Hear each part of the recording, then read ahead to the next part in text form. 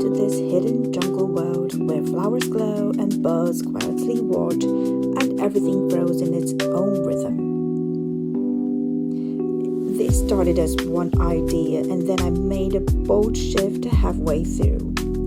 Also, if you want this as a wallpaper or line art to color, it's on my Ko-fi, link in description. So at the beginning, I actually had a full line sketch, like everything was mapped out, flowers, leaves, the whole layout. I started blocking in colors pretty early, just to separate shapes and organize the space a bit. And honestly, at first it looked good. The colors felt vibrant, everything kind of worked. But there was this subtle feeling like something wasn't fully right. And then halfway coloring, I paused and really looked at it again. I was going for a tropical rainforest vibe, right? But I had mixed in flowers that didn't quite belong in that world. Individually, they were beautiful, but together the scene lost its logic. So instead of forcing it to work, I decided to change direction. Not a mistake, just a shift in strategy. This time, I made one very clear decision. Everything becomes orchids, like all of it.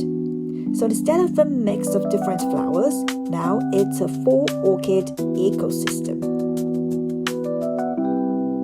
Many types of orchid species, and each one has its own structure, its own rhythm, its own texture, and instantly everything started to feel connected. Now, here's something really important in this piece. Not everything is detailed. Like the monstera leaves, I intentionally kept them as flat color blocks. No heavy rendering, no overworking. Because if everything is detailed, nothing stands out. So this became a balance. Highly detailed orchids versus calm, simple green shapes. And that contrast is what lets the whole image breathe. At this point, I started thinking, what else can bring this world to life? So I added small elements, tiny frogs. But placement mattered a lot. If I put them on the orchids, they disappear. Too much color on color. So instead, I placed them on the deep green leaves. And suddenly they pop. That contrast makes them instantly visible. Then comes the main focal point, the toucan. This bird is perfect here because it's naturally bold. Bright beak, clean colored blocks, strong silhouette. And compared to the orchids, it's actually simpler. So your eyes land on it first automatically. And that's intentional. You always want a clear entry point before the viewer explores everything else. Another big shift here, I could completely let go of line art. From this point on, everything is shape and color, so I basically composing and painting at the same time. I keep zooming out, checking balance, asking, is this area too empty, too crowded? Does it need another shape? And I adjust it as I go.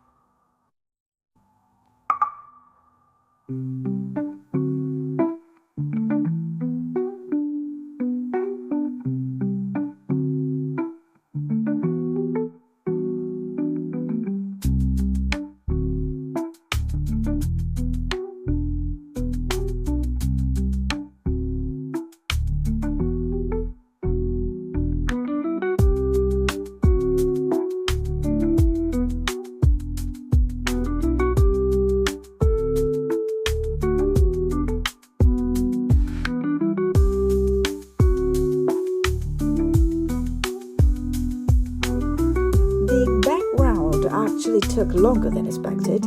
I tried darker tones, but they blended into the leaves. I tried lighter ones, but they washed out the flowers. So I kept testing, adjusting, going back and forth, until I landed on this soft pink purple. It's light enough to separate everything, but still holds the whole scene together. And once they clicked, everything felt complete. So now, even though the scene is dense, it doesn't feel overwhelming, right? Because there's structure. Detailed versus simplicity, color contrast, a clear focal point, and layered discovery. You don't see everything at once, you explore it.